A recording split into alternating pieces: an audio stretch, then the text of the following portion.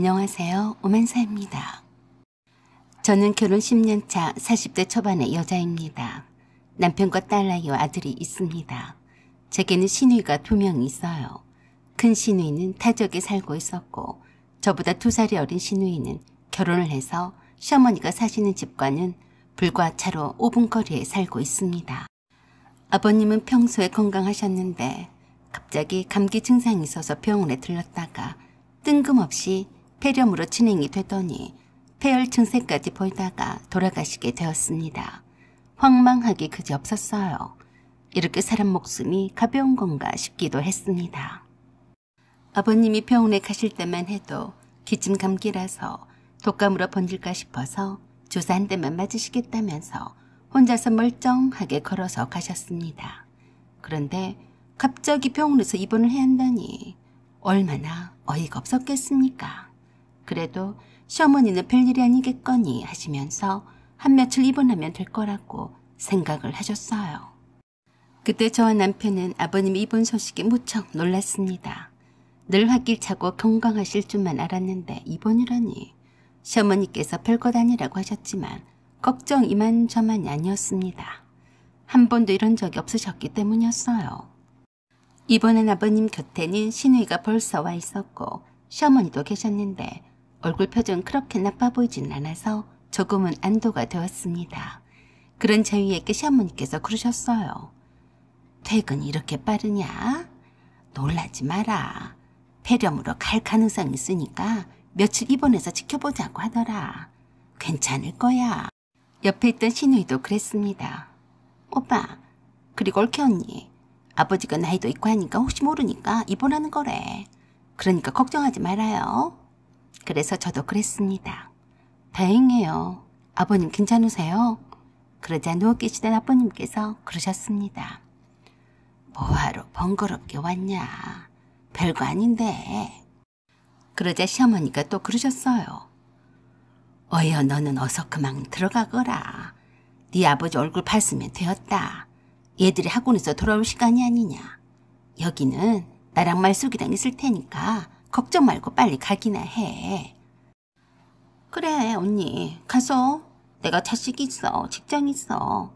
뭐 내가 아버지 병원에 있어야지. 언니는 가서 애들이나 챙겨야지. 오빠도 가. 여기서 할 일도 없으니까 가는 김에 담당 의사 선생님도 만나든지. 그래요. 아가씨 고생해요. 그래도 아버님 곁에 어머니랑 아가씨가 있어서 얼마나 든든한지 몰라요. 고마워요. 고맙게는 혹시나 내일 올 때는 요 앞에 축전문점에서 비빔밥 좀 사가지고 와요. 나는 괜찮은데 엄마가 통 병원판 맛이 모래알 씹는 것 같아서 못 드시겠대요. 알았어요. 그리고 이거 얼마 안 된 거지만 가지고 있으면서 식사도 시켜 먹고 필요한 거 사도록 해요. 라고 하며 10만 원이 든 봉투를 내밀었습니다. 그랬더니 그 자리에서 봉투를 빼꼼히 열어보면서 썩은 표정으로 그러더라고요. 애기게 10만 원? 그러자 시어머니가 그런 신의 대급박을 한 대 쥐어박으면서 그러셨습니다. 10만 원이 누구 강아지 이름이냐? 이게 아직도 동기한 줄 몰라. 올케가 평가하면서 필요한 데 쓰라고 주면 고맙다고 할 일이지. 너는 언제 속 차릴래? 그러자 그런 시어머니에게 시누이가 앙탈을 부렸습니다. 엄마는 쪽팔리게 맨날 올케 언니 앞에서 내 기를 죽이더라. 내가 속을 안 차린 게 뭐가 있어. 엄마 옆에 맨날 붙어있던 사람이 누군데 그래요? 나밖에 더 있어요. 그래도 이것이 입만 살아서 나불거리네. 엄마, 말은 바로 해야죠. 내가 죄 지었어요. 맨날 우리 집 일만 있을 때마다 내가 다 했잖아요. 옳게 하니까 한 게 뭐가 있어. 그러자 누워 계시던 아버님이 저거 말한 것 좀 보게 라고 하시며 시누를 향해 손가락질을 하시면서 한마디 하시려다가 기침을 하셨어요. 그래서 남편이 그런 아버님께 그랬습니다. 아버지 냅두세요. 말숙이가 저런 거 한두 번이 아니잖아요. 신경 쓰지 마세요. 그러자 아버님 알았다며 고개를 끄덕거리셨습니다. 제가 시누이한테 그랬어요. 아가씨가 수고하는 거 다 알아요. 그래도 어떻게 해요. 아가씨밖에 없잖아요. 그러자 뾰로통해진 시누이가 또 그러더라고요. 그래도 올케 언니가 우리 엄마보단 더 낫네. 내 속도 알아주고. 그런 사람이 둘이 벌면서 10만 원이 뭐예요. 더 쓰지 그랬어요. 그러자 시어머니가 복창이 터진다는 듯이 또 신우이한테 그러셨습니다. 너는 내가 낳았지만 어째서 그러냐? 어디서 데려온 자식인 줄 알겠다. 네 오빠네가 돈을 쳐댕겨놓고 사는 줄 아냐? 네 올케 언니가 너처럼 게을러 빠져서 놀고 자빠져 있냐 이 말이다. 어떻게 되든지 한 푼이라도 더 벌어보려고 애를 쓰는데 너는 거기다 대고 뭐하는 것이여? 엄마 또 시작이네. 나 어디 다리 밑에 좋은 자식이 맞지? 그러지 않고서야 엄마도 어쩜 우리 시어머니랑 똑같은 말만 해요. 나도 직장인처럼 아침에 멋지게 차려입고 폼나게 출근을 하고 싶다고요. 누가 그러지 않고 싶어서 그래요? 그러지 그랬냐? 일하러 가는 게 돈 벌러 가는 게 아니고 폼 재려고 가려고 하니까 네가 아직도 놀고 자빠져 있는 거야. 애도 안 낳으면서 사위 월급에만 기대서 사는 주제에 애 둘이나 낳고 살림하랴 돈 벌러 다니랴 알뜰하게 사는 네 올케 언니한테 그게 할 소리냐? 맨날 이렇게 시어머니랑 신우이는 티격태격 했습니다. 신우이는 다른 엄마들처럼 딸 편은 들어주지도 않고 맨날 며느리 편만 든다면서 시어머니를 몹시도 못마땅해 했습니다. 저희 시어머니는 그런 분이셨어요. 늘 없이 사는 집에 시집을 와서 고맙다고 하셨고 제가 남편에게 잘해주는 것도 고맙다고 하셨습니다. 우리 두 애들도 시어머니가 다 보살펴 주셨어요. 시댁은 시내 중심지에서 약간 벗어난 외곽 지역에 있었어요. 제가 다니던 회사는 회사 중심 상업지역에 있었는데 버스로 40분이나 걸렸습니다.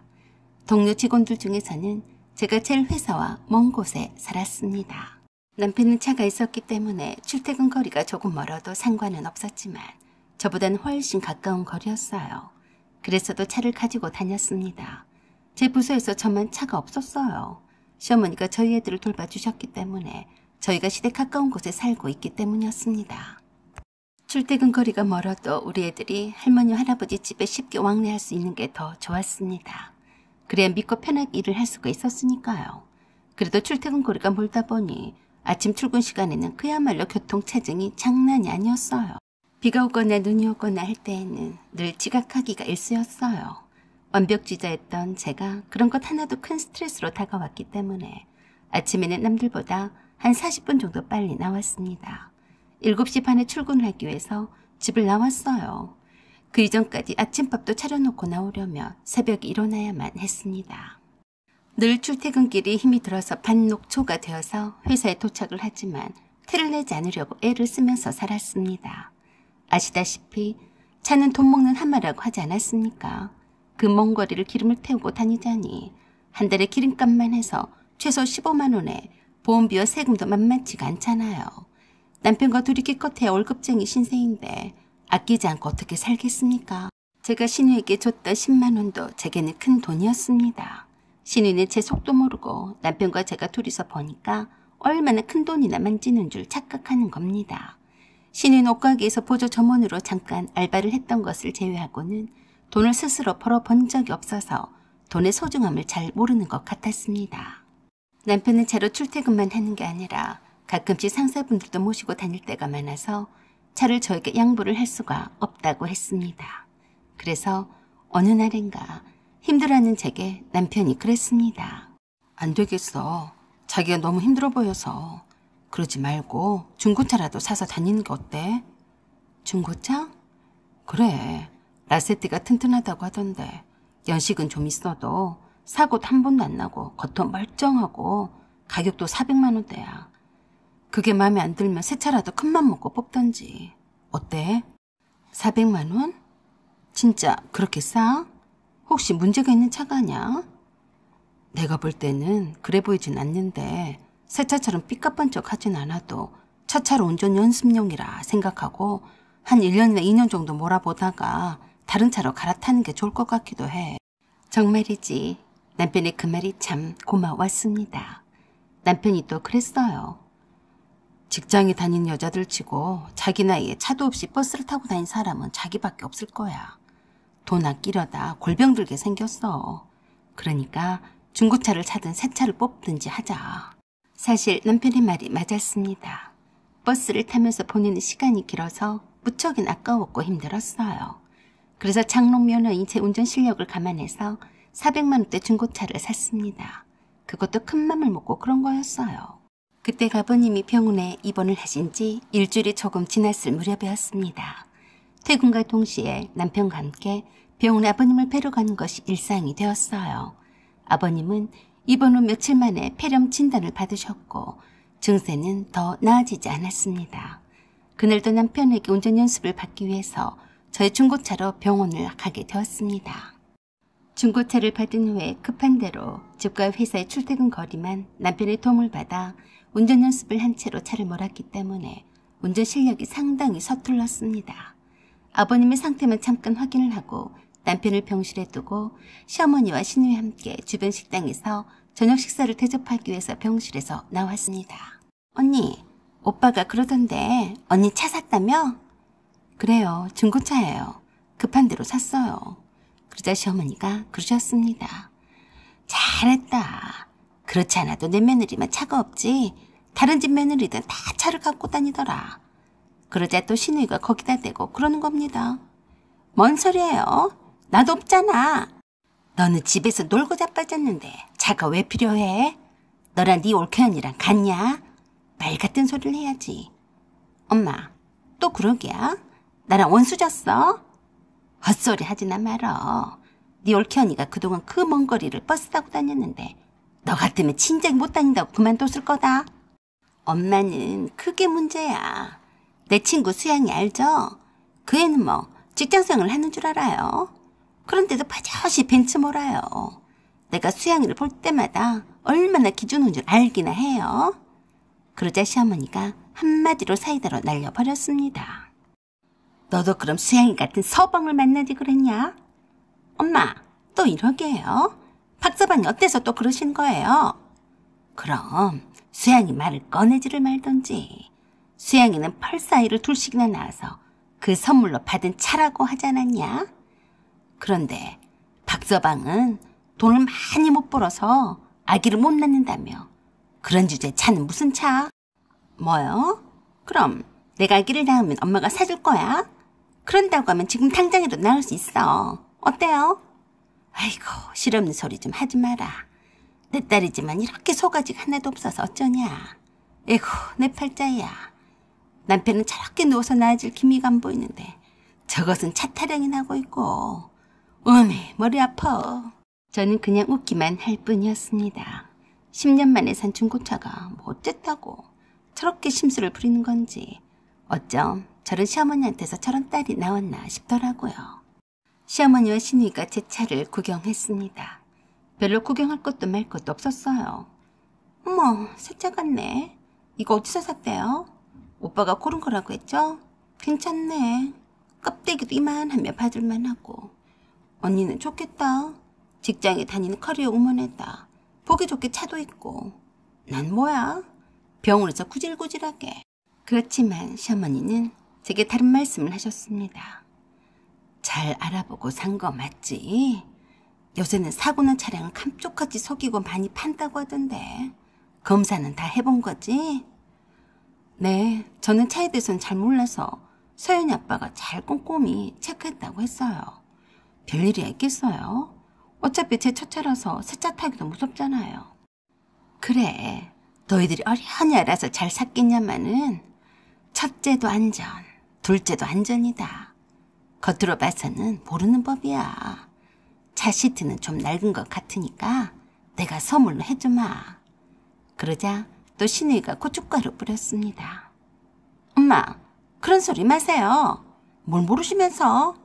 차량 시트가 얼마나 비싼 줄 알아요? 그러니까 선물로 해주겠다는 게 아니냐.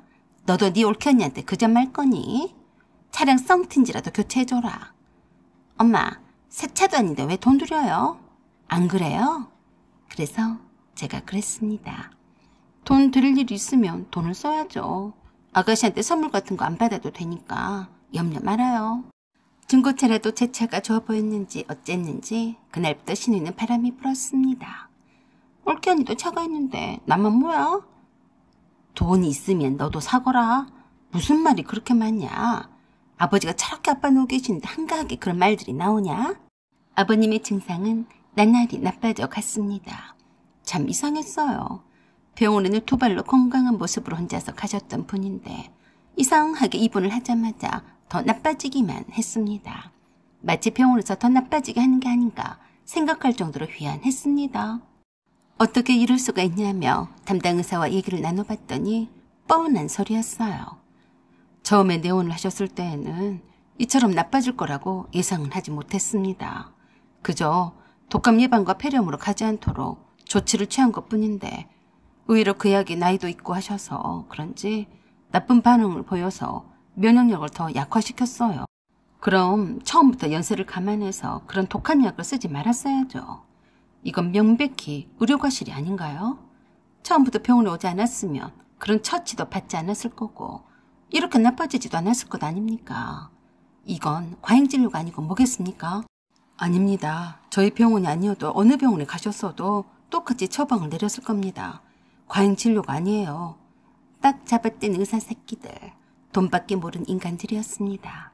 입원한다는 말에도 별일 아니겠거니 했었는데 간도 나빠지고 신장도 나빠지고 수치가 다 나쁘다고만 나오니까 기가 막힐 노릇이었습니다. 그래서 병원을 바꾸자니 어떤 병원을 믿고 바꾸겠습니까? 남편의 사촌동생이 그 지역에서 제일 큰 대학병원에서 방사선과에서 일하고 있어서 그쪽으로 옮길까 했더니 그랬습니다. 여기 의사들도 다 돌팔이에요. 제가 잘 압니다. 교수라고 달고 있는 의사들도 다 의사가 아니에요. 서울로 가세요. 의료 지식이 없는 우리 일반인이 뭐 어쩌겠어요. 최선을 다해서 진료를 하겠다는 말만 믿고 아버님을 맡겼더니 2달 만에 폐혈 증세가 보이더니 곧바로 중환자실에서 또 한 달을 버티시다가 돌아가셨습니다. 참 어이가 없더라고요. 병원 측에서는 모든 진료를 원칙대로 시행만 했을 뿐 잘못이 없다고 했습니다. 어느 책에서 읽은 기억이 났습니다. 현직 의사가 쓴 책이었는데 의사는 절대로 아프면 병원에 가지 않는다고 했습니다. 사람 목숨을 가지고 장난을 치는 의사들이 있다고 하더군요. 약을 처방을 하고 진료를 할 때에는 그 사람이 견딜 수 있는 약인지 아닌지 자세히 상태를 체크한 후에 진료를 해야 하지 않을까요? 그래서 전문 의료 지식이 있는 의사에게 의료 면허를 주는 것이 아니겠습니까? 아무튼 그렇게 자상하시던 아버님이 갑자기 돌아가시게 되자 모든 식구들이 충격에 휩싸였어요. 시어머니는 얼마나 충격이 더 크셨겠어요.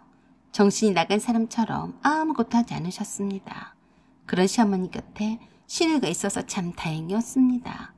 정신없이 아버님의 장례식을 치른 후에 시어머니를 혼자 두시게 할 수 없어서 저와 남편이 시어머니를 저희 집에 오시게 했습니다. 시누이도 시어머니가 걱정이 되어서 자주 저희 집에 찾아왔어요. 그 와중에도 시누이가 제게 그랬습니다. 언니, 내가 뭔 죄야? 그게 무슨 말이에요?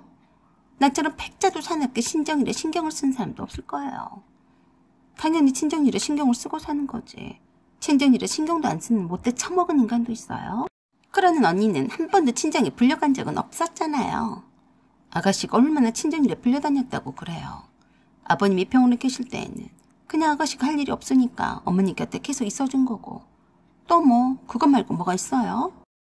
언니는 말을 꼭 그렇게 모냥 빠지게 할 거예요. 지금 이 상황에서 아가씨가 그런 말을 하니까 그런 거죠. 지금은 어머니한테 신경을 좀 써야 해요. 식사도 잘 안 하시려고 하고 아가씨가 옆에서 어머니를 산책도 시켜드리고 밖에 나가서 맛있는 것도 사드리고 그러세요. 그 말에 갑자기 제 앞에 당겨 앉더니 그랬어요. 그러니까 하는 말인데요. 엄마가 아빠가 돌아가신 충격으로 뭐가 잘못되다 한참이나 잘못된 것 같아요. 그래서 내일 병원에라도 가야 하는데 내가 차가 없잖아요. 맨날 택시 타고 어떻게 다녀요? 왜 못 다녀요? 택시 타고 다녀요. 그러자 갑자기 냉담한 어조로 그러더라고요. 난 그렇게는 못해요. 내가 거지예요. 남들도 다 타고 다니는 차도 없이 힘들게 택시를 불러서 타다니. 난 그렇게는 못하겠다고요. 남이사 하든지 말든지 알아서 해요. 그랬더니 무슨 대단한 결심이라도 한 듯이 그랬습니다. 언니도 참 웃기네요. 언니도 차가 있으면서 왜 내가 있으면 안 돼요? 아무튼 내가 엄마를 모시고 병원에 다니려면 차가 있어야 하니까 그런 줄 알아요. 내가 올케 언니한테 많이는 바라지 않을 거예요. 계약금으로 1,000만 원만 줘요. 1,000만 원? 웃긴 짬뽕 같은 소리하고 자빠졌네.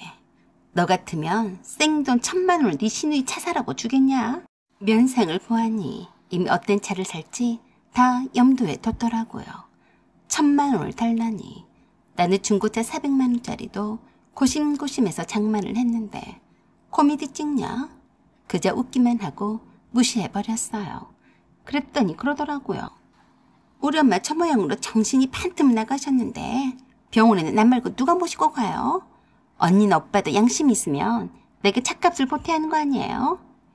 1,000만 원짜리 중고차라도 받은 게 있어요? 그러자 팔짝 뛰면서 그랬습니다. 무슨 소리예요? 내가 왜 중고차를 타요? 뭐요? 내 친구들도 다 싼 것을 타더라도 벤츠급 이상을 타는데 내가 미쳤어요? 저는 기가 막혀서 그랬습니다. 아가씨가 무슨 차를 사건 말건 간에 내가 상관할 바는 아니죠. 알아서 해요.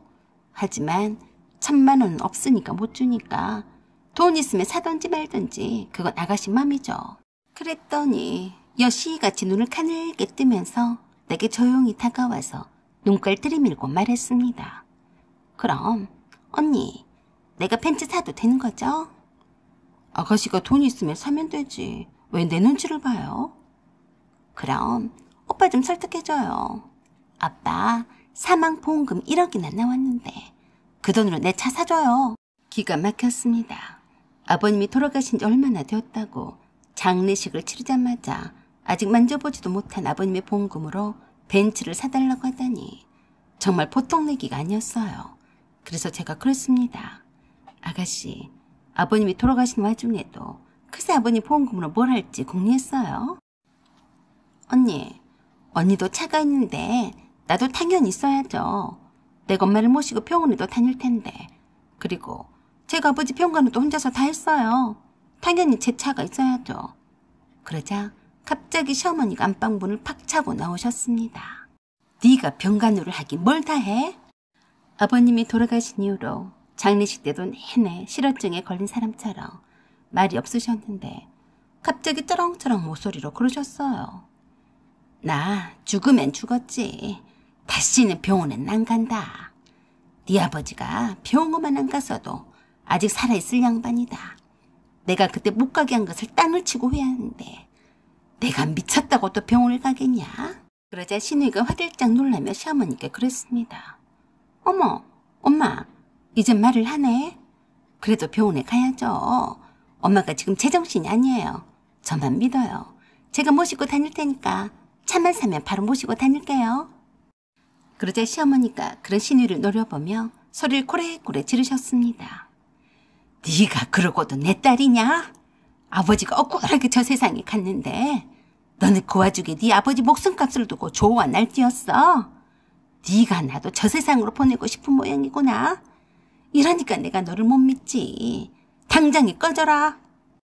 엄마, 왜 딸도 못 알아보고 그래요? 혹시 정신이 깜빡깜빡한 건 아니에요? 큰일 났네. 그 말에 더 열받은 시어머니가 그러셨어요. 그 보험금 수익자는 바로 나다. 어이 애미야. 네 어머니. 네 차 그거 팔아버리고 내가 벤츠로 새 차로 사주마. 알겠냐? 네? 안 그러셔도 돼요. 신우는 시어머니 폭탄 같은 말에 노발대발하며 팔딱팔딱 뛰어다녔습니다. 엄마가 나한테 어떻게 그럴 수 있어? 정신이 나갔네. 나갔어. 엄마가 머리가 통 거야. 그러지 않고서 이럴 수는 없어. 그러자 시어머니께서 한술 더 뜨셨습니다. 말수가 네가 한 것이 뭐가 있냐? 네 아버지가 그렇게 사경을 헤맸는데도 네가 네 머릿속에는 오로지 네 아버지가 죽고 난 뒤에 차살 궁리만 한 것 아니냐? 이런 못돼 처먹은 것. 내가 너를 낳고 미역국을 먹었다니 다시 토해내고 싶다. 그 말에 시누이가 얼른 냅다 도망을 쳤습니다. 시어머니는 안방에 누워 계시면서 문틈새로 시누이가 제게 한 말을 다 듣고 계셨어요. 그냥 화가 나서 하신 말씀이신 줄 알았는데 진짜로 제게 벤츠를 사주셨습니다. 그 뒤로 시누이는 시어머니와 잡혀서 함부로 까불지 못했어요. 자식이라고 다 같은 자식이 아니고 며느리라고 해도 똑같은 며느리는 없는 법입니다. 시어머니도 저희 시어머니 같은 분이 또 어디에 계실까요? 제 맘도 잘 알아주시고 배려를 해주시는 우리 시어머니를 제 친정 부모님처럼 잘 모시겠다고 생각했습니다. 사연은 여기까지입니다. 감사합니다.